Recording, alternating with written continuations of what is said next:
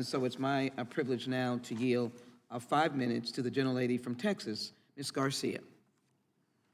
Apologize, I had to rush to the floor to make some remarks, and I rushed back because I did want to have my opportunity to ask a few questions. And I wanted to thank Madam Chair, the Chairman, Mr. Cohen, and everyone involved in putting this together, because this, of course, is a very important topic, one that has been, in the forefront and a lot of attention and use. I also want to thank all the witnesses and also our members of Congress who are here in the panel before you, who shared their very, very personal stories. Hate crimes, racial profiling, and harassment have become widespread in our innately diverse nation because of hateful, racist, and divisive rhetoric stemming from our own political and governmental institutions. Racial profiling is patently unconstitutional, but because of vague or overbroad statutes, law enforcement authorities and other government agencies have a de facto blank check to persecute people of color under the color of law. I sympathize deeply with our Muslim, Arab, and South Asian communities. I know that for me in my district that is overwhelmingly Latino, we have and continue to experience systematic and interpersonal violence because of how we look and who we are.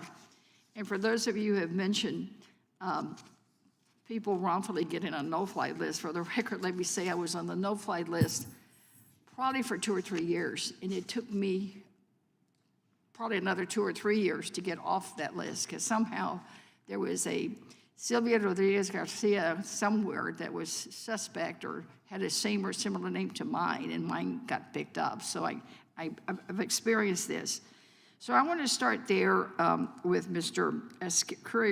Scree. Do you have specific recommendations on how TSA can avoid infringing on travelers' civil rights and civil liberties while simultaneously protecting our nation, which of course is their mission? Is he still on? Did I mispronounce the name? I'm so sorry. It's for Amers Cause Akri. Oh, thank you, Congresswoman. Thank you for that question. TSA profiling for Sikh Americans and other minority groups has always been a problem. Bias against travelers is prevalent at every stage of the traveling process, and it starts with the fact that the TSA agents do not receive adequate training on TSA policies or cultural competencies, which is evident from the moment many stigmatized groups arrive at the airport and have to go through behavioral detection before reaching security. It continues as these passengers pass through security, proceed past the security screening area, and in many cases, even as those individuals are boarding flights. TSA needs better technology. They need clearer and more transparent screening standards. They need increased oversight, and they need mechanisms in place to ensure that civil rights compliance takes place. Right now, there's a lot of ambiguous discretion that contribute to profiling, even where the technology says an individual is not a threat.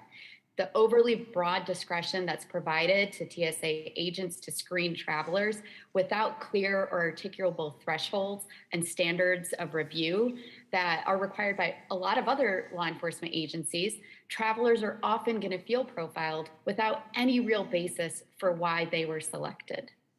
Right.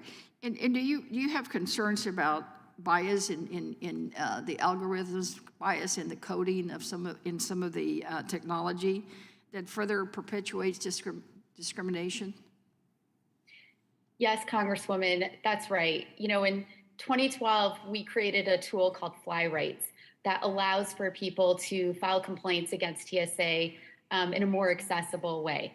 Once that tool was launched, we realized that there were a number of people that were sort of being screened and provided with additional sort of levels of heightened security and screening in matters that were related both to the way the technology is used and in matters of discretion that TSA agents had in implementing and applying the technology.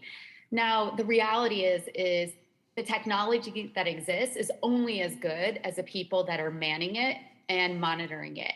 And in this case, while the algorithms might also include levels of bias, and I'm sure they do, what we've also recognized is that inadequate training on the parts of the TSA agents when they're implementing that technology and those algorithms will always lead to secondary screening for minority communities, especially minorities like Sikhs who have really visible articles of faith.